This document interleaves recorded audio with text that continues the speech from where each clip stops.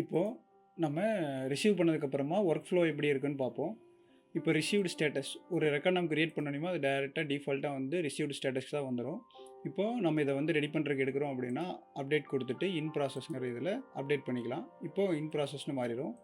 இது வந்து ஃப்யூச்சரில் ஸ்டாஃப் லாகின் கொடுக்க போகிறோம், அதுக்காக இந்த இது வச்சுருக்கோம். ஒருவேளை உங்கள் ஸ்டாஃப்ஸ் வந்து ஒர்க்குக்கு எடுத்துட்டாங்களா எடுக்கலையான்னு தெரிஞ்சுக்கிறதுக்காக இன் ப்ராசஸ் வச்சுருக்கோம். இப்போ இதுக்கப்புறமா பார்த்தீங்கன்னா ப்ராடக்ட் ரெடி ஆகும், ரெடி ஆகாது அப்படிங்கிற மாதிரியான ஸ்டேஜ்.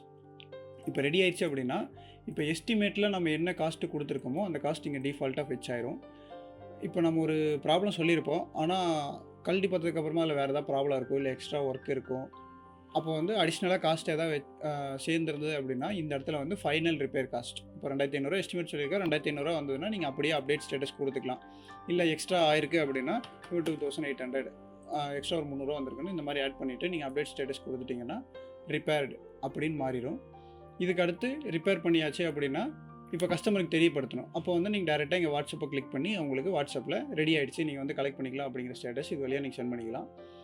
அடுத்து ரிப்பேர்டுக்கு அப்புறமா நம்ம டெலிவரி இது கிளிக் பண்ணி டிஃபால்ட்டாக யார் நம்மகிட்ட கொடுத்தாங்களோ அவங்களோட நேம் எடுத்துகிட்டு வந்துடும். இப்போ நீங்கள் வேறு ஒருத்தர் கலெக்ட் பண்ண வர்றாங்க அப்படின்னா நீங்கள் அவங்களோட நேமை வந்து இங்கே என்ட்ரி பண்ணிவிட்டு எவ்வளோ அமௌண்ட் கலெக்ட் பண்ணணும் அப்படிங்கிறத வந்து இங்கே காமிக்கும். ஏன்னா இப்போ 2800 வந்து ஆக்சுவலாக நம்ம அப்டேட் பண்ண காஸ்டிங் வரும். அட்வான்ஸ் 500 வாங்கியிருக்கோம். ஸோ பேலன்ஸ் 2300 வாங்கணும் அப்படின்னு சொல்லி காமிக்கும்.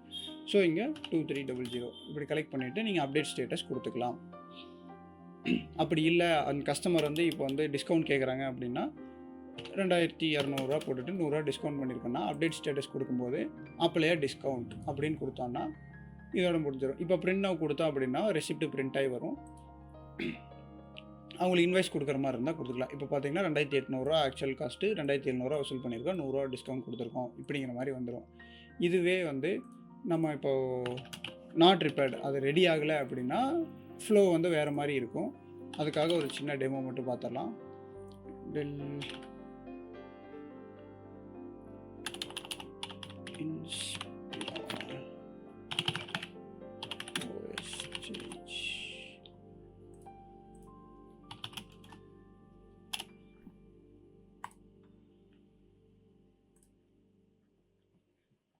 இப்போ இங்கே ரிசீவ்டு ஸ்டேட்டஸில் இருக்குது. இதை வந்து அப்டேட் பண்ணுறோம்.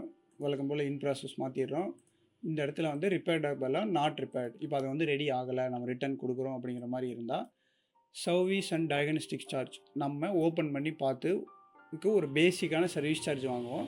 அந்த சார்ஜை மட்டும் நம்ம இந்த இடத்துல என்ட்ரி பண்ணி அப்டேட் ஸ்டேட்டஸ் கொடுத்துட்டோம்னா 250 பேசிக்கான சர்வீஸ் சார்ஜ்.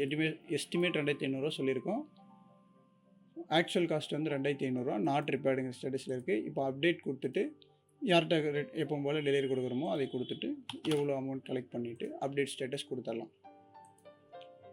ஸோ நாட் ரிப்பேர்டுக்கும் வந்து இதுதான் வந்து வித்தியாசம். அவ்வளோதான். தேங்க்யூ ஃபார் வாட்சிங்.